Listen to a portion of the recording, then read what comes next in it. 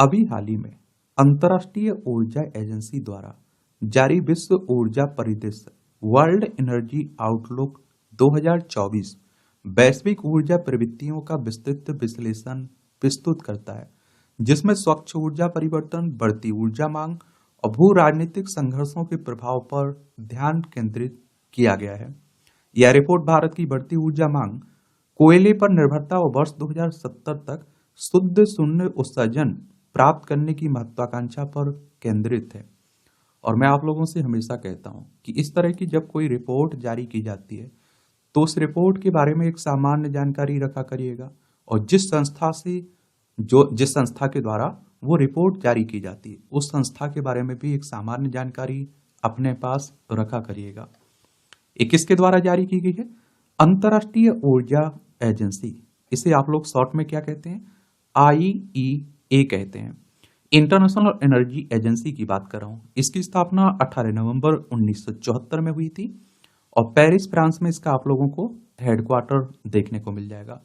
देखिए, ये हमारी प्यारी पृथ्वी है, इसमें आप देखेंगे ये हमारा प्यारा भारत है, यहां आप लोगों को फ्रांस देखने को मिल जाएगा। तो IEA की स्थापना 1974 में आर्थिक सहयोग एवं विकास संगठन के सदस्य देशों द्वारा वर्ष 1973-74 के तेल संकट से निपटने में औद्योगिक देशों की सहायता हेतु की गई थी। अब आप देखिए OECD क्या है, इस संगठन के बारे में भी याद रखिएगा। और इस तरह के संगठनों से हर साल क्वेश्चंस पूछे जाते हैं। Organisations for economic cooperation and development की बात हो रही है। 30 सितंबर 1961 में इसकी स्थापना हुई थी। इसका हेडक्वार्टर भी पेरिस फ्रांस में देखने को मिलेगा। तब से इसका कार्य ऊर्जा सुरक्षा, आर्थिक विकास और स्वच्छ ऊर्जा तक विस्तारित हो गया है। IEA एक स्वायत्त मंच है जो देशों को सुरक्षित और सतत ऊर्जा उपलब्ध कराने में मदद करने के लिए विश्लेषण, डेटा और नीति सिफारिशें प्रदान करता है।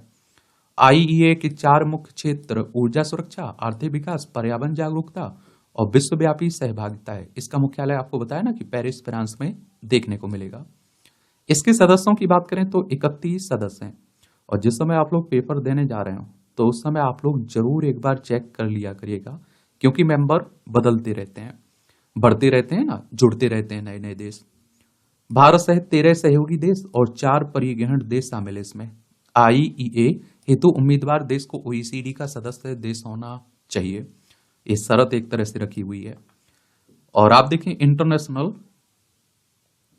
इंटरनेशनल एनर्जी एजेंसी के द्वारा जो रिपोर्टें जारी की जाती हैं, रिपोर्टों के बारे में याद रखिए, कई बार पूछ लेता है वर्ल्ड एनर्जी आउटलुक रिपोर्ट किसके द्वारा जारी की जाती है?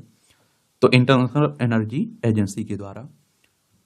तो वर्ल्ड एनर्जी आउटलुक रिपोर्ट, विश्व ऊर्जा निवेश report, India energy outlook report, IEA technology road map and policy पथवे series, the annual energy efficiency market report और द एनर्जी टेक्नोलॉजी पर्सपेक्टिव से ये रिपोर्ट भी आप देखेंगे कि आपकी अंतर्राष्ट्रीय ऊर्जा एजेंसी के द्वारा ही ये सभी रिपोर्टें जारी की जाती हैं। नोट कर लीजिएगा इन्हें। और विश्व ऊर्जा परिदृश्य 2024 रिपोर्ट की प्रमुख विशेषताएं क्या है, इन विशेषताओं को भी याद रखिएगा। भू राजनीतिक तनाव और ऊर्जा सुरक्षा। एक तरफ आप देख रहे हैं कि रूस यूक्रेन में युद्ध चल ही रहा है, एक तरफ आप देख रहे हैं कि इजराइल हमास में भी चल रहा है, ईरान भी इसमें शामिल हो गया। तो रूस यूक्रेन युद्ध और मध्य पूर्व में चल रहे संघर्ष वैश्विक ऊर्जा सुरक्षा के लिए खतरा बने हुए हैं। स्वच्छ ऊर्जा में परिवर्तन में तेजी, स्वच्छ ऊर्जा में निवेश, विशेष रूप से सौर और पवन ऊर्जा में रिकॉर्ड स्तर पर पहुंच गया है। अकेले वर्ष 2023 में वैश्विक स्तर पर 560 गीगावाट से अधिक नवीकरणीय क्षमता को शामिल किया गया है, जो जीवाश्म ईंधन पर निर्भरता कम करने की दिशा में एक महत्वपूर्ण कदम है। और इसमें आप देखिए वैश्विक विद्युत मिश्रण परिवर्तन, तो 2030 तक नवीकरणीय ऊर्जा कोयला, तेल और गैस को पीछे छोड़ते हुए बिजली का प्रमुख स्रोत बन जाने की उम्मीद है। और सौर आप देखिए फोटोवोल्टिक और पवन ऊर्जा इस बदलाव को आगे बढ़ा रहा है, तथा अनुमान है कि परमाणु ऊर्जा सहित कम उत्सर्जन वाले ऊर्जा स्रोतों से इस दशक के अंत तक विश्व की 50% से अधिक बिजली पैदा होगी।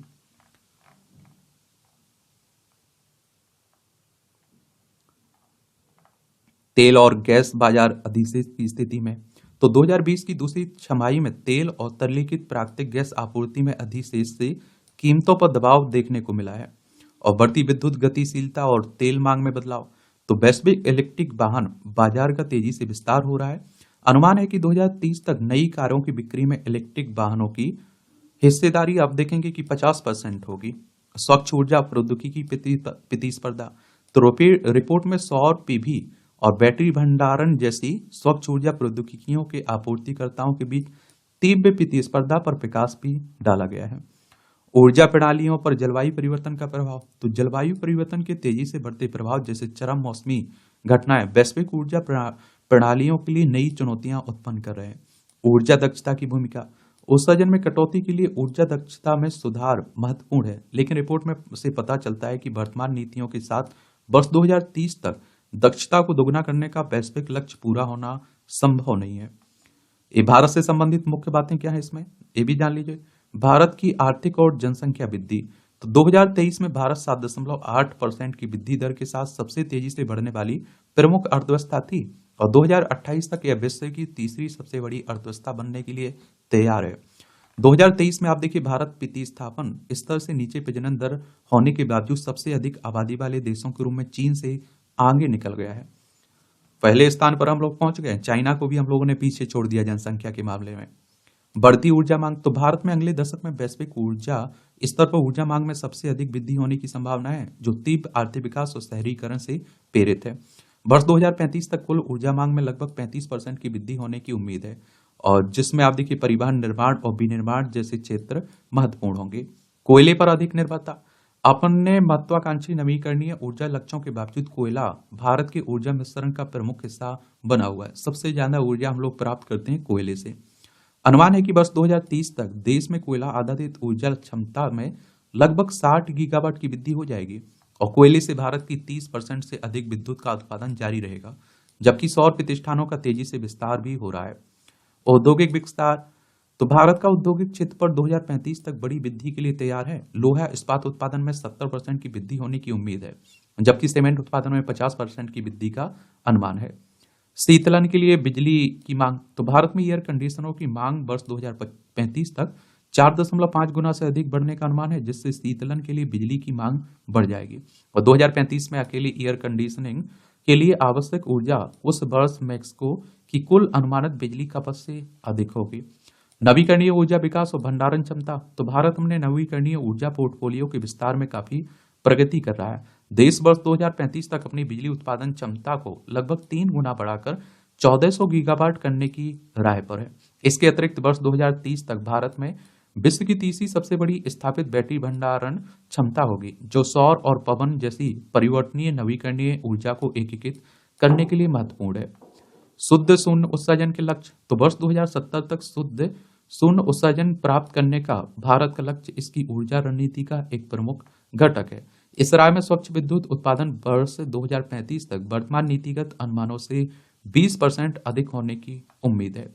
उद्योगों में आप देखते हैं इलेक्ट्रिक और हाइड्रोजन का उपयोग कोयले और तेल की खपत को कम करने में महत्वपूर्ण भूमिका निभाएंगे और भारत का CO2 उत्सर्जन वर्ष 2035 तक निर्धारित नीतिगत परिदृश्य की तुलना में 25% कम होने का अनुमान है। इलेक्ट्रिक मोबिलिटी और तेल की मांग में वृद्धि, भारत में इलेक्ट्रिक वाहनों EV को तेजी से अपनाए जाने से वर्ष 2030 तक तेल की मांग में वृद्धि होगी और जैसे जैसे अधिक इलेक्ट्रिक वाहन सड़कों पर होंगे, परिवहन के लिए तेल की मांग में कमी आएगी। हालांकि पेट्रोकेमिकल्स जैसे अन्य क्षेत्रों में तेल का उपयोग बढ़ता रहेगा। इस सरकारी नीति का समर्थन, तो भारत की स्वच्छ ऊर्जा महत्वाकांक्षाओं को कृषि में सौर ऊर्जा के लिए PM कुसुम योजना, राष्ट्रीय सौर मिशन और सौर PV मॉड्यूल के विनिर्माण के लिए उत्पादन लिंक्ड प्रोत्साहन PLI योजना जैसी मजबूत सरकारी पहलों का समर्थन भी प्राप्त है। रिपोर्ट में किन चुनौतियों पर प्रकाश डाला गया है, कौन सी चुनौतियां बताई गई हैं, इन्हें भी याद रखिएगा। भू राजनीतिक जोखिम, तो यूक्रेन में युद्ध जैसे संघर्ष ऊर्जा सुरक्षा के लिए खतरा पैदा करते हैं और वैश्विक ऊर्जा आपूर्ति को बाधित करते हैं। आपूर्ति श्रृंखला के मुद्दे, तो सौर पैनल, बैटरी जैसी अधिकांश स्वच्छ ऊर्जा प्रौद्योगिकियां कुछ ही देशों में बनाई जाती हैं। यदि आपूर्ति बाधित होती है तो यह साकेंद्रण जोखिम पैदा करता है। उच्च वित्त पोषण लागत, तो नवीकरणीय ऊर्जा परियोजनाओं को वित्त पोषित करना अधिक महंगा, विशेष रूप से विकासशील देशों में होता जा रहा है। ग्रिड अवसंरचना में देरी, कई देशों में तेजी से बढ़ती नवीकरणीय ऊर्जा आपूर्ति के लिए ग्रिड क्षमता का अभाव है, और जिसके कारण सौर और पवन ऊर्जा का कम उपयोग हो रहा है। ऊर्जा दक्षता में धीमी प्रगति। तो आप देखिए, ऊर्जा दक्षता में सुधार के प्रयास वैश्विक लक्ष्यों को पूरा करने के लिए पर्याप्त नहीं है। जीवाश्म ईंधन पर निर्भरता। तो नवीकरणीय ऊर्जा में वृद्धि के बावजूद कोयला, तेल और गैस अभी भी ऊर्जा उपयोग में प्रमुख हैं, और जिससे स्वच्छ ऊर्जा की ओर बदलाव धीमा हो रहा है। क्या हो रहा है? धीमा हो रहा है।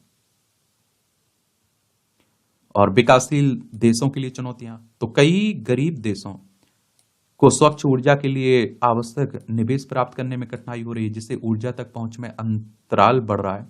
जलवायु परिवर्तन का प्रभाव। तो आप देखिए, चरम मौसमी घटनाएं जैसे हीट वेव, बाढ़ से ऊर्जा प्रणालियों पर अतिरिक्त दबाव पड़ रहा है, और जिसकी अनुकूलन की आवश्यकता बढ़ रही है। तो ये सब आप देखिए चुनौतियां बताई जा रही हैं। तो ये सब जानकारी आप लोग याद रखा करिएगा जब कोई रिपोर्ट निकलती है तो उसके बारे में, क्योंकि आप अगर स्टेट पीसीएस की तैयारी करें, सिविल सर्विस एग्जाम की तैयारी करें, या किसी वनडे एग्जाम की तैयारी करें, तो इस तरह के टॉपिक से, इस तरह की रिपोर्ट से, इस तरह की संस्था से आपके एग्जाम में क्वेश्चंस पूछे जाते हैं।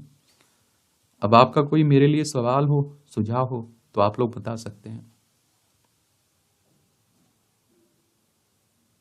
धन्यवाद।